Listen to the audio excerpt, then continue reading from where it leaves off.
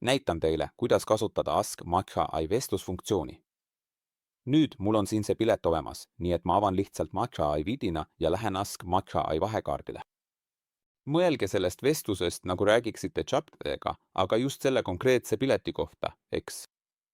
Alustan lihtsalt küsimusega, mida klient soovib. Olgu, mul on see vastus olemas. Ma tean, mida klient küsib. Ma küsin tehisintellektilt uuesti veel ühe küsimuse vestluse kohta. Ma küsin, kas klient on eelarvet jaganud. Olgu, seega tehisintellekt ütleb ei, klient pole eelarvet jaganud.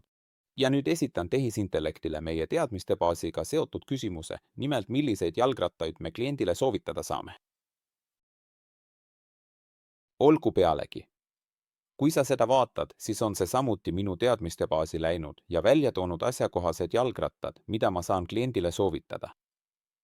See on suurepärane viis, kuidas ma saan mitte ainult kiiresti piletiga kurssi viia, vaid ka leida vastuseid ja soovitusi, mida kliendile tema küsimuse lahendamiseks pakkuda.